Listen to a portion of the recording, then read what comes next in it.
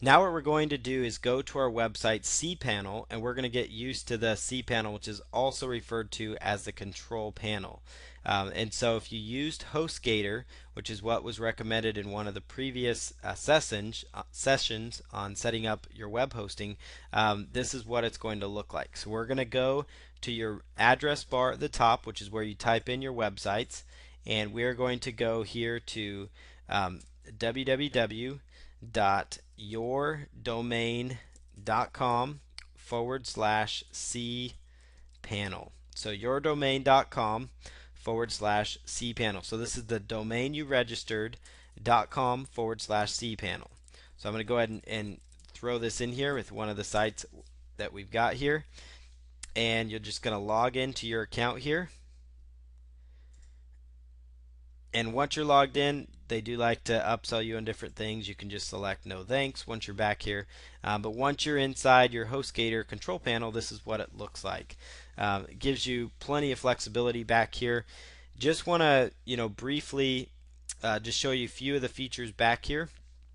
But the first and most important, some of the things you want to look for back here. You've got different navigation options back here. You can actually move these special offers around if you want to.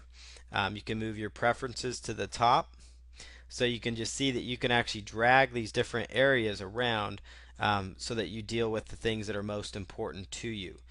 So if you want to drag up like preferences, mail, you can push down their special offers. Typically,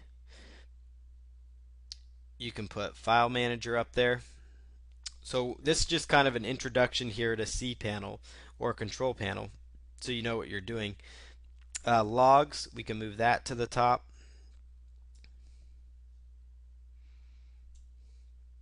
And we'll move HostGator links.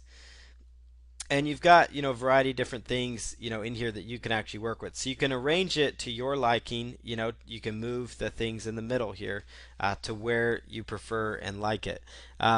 Under mail, this is what you're going to under the mail tab. This is what you're going to find.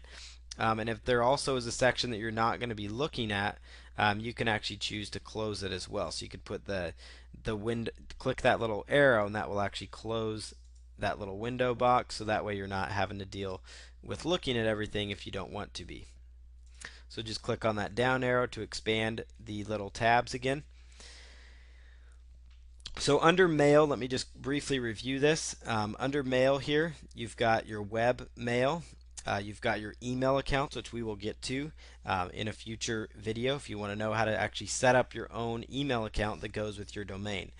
So this is where you're going to do everything email related, whether it's forwarding your emails, setting up like an autoresponder, like a vacation type autoresponder, not an autoresponder like Aweber, but an auto-response message. If people email a certain message, maybe you have another email like for people to claim a bonus. So you do bonus@yourdomain.com, and whenever they email that special email, automatically will send them, whatever it is they picked up.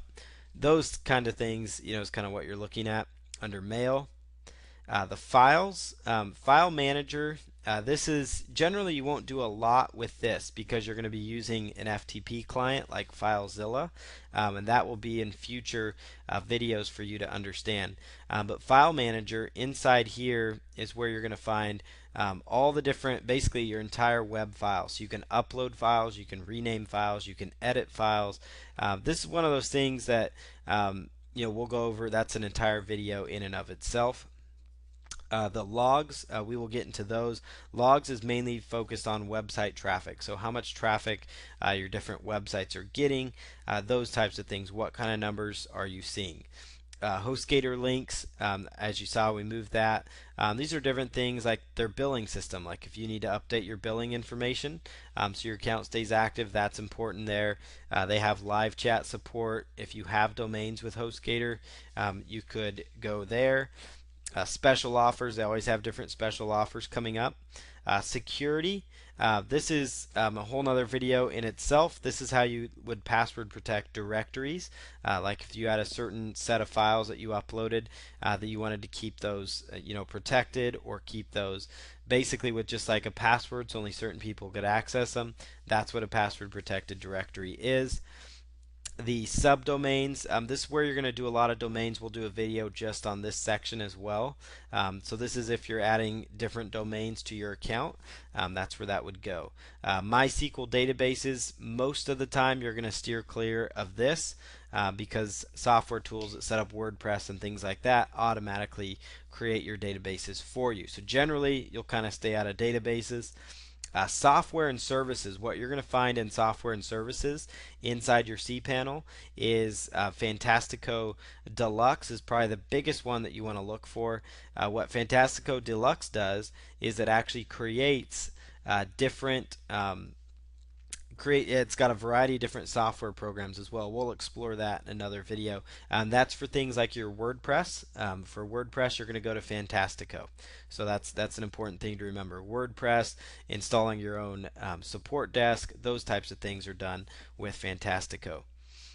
More advanced things, most of the time you're not going to do anything in here. So you could actually probably just even close that tab under advanced.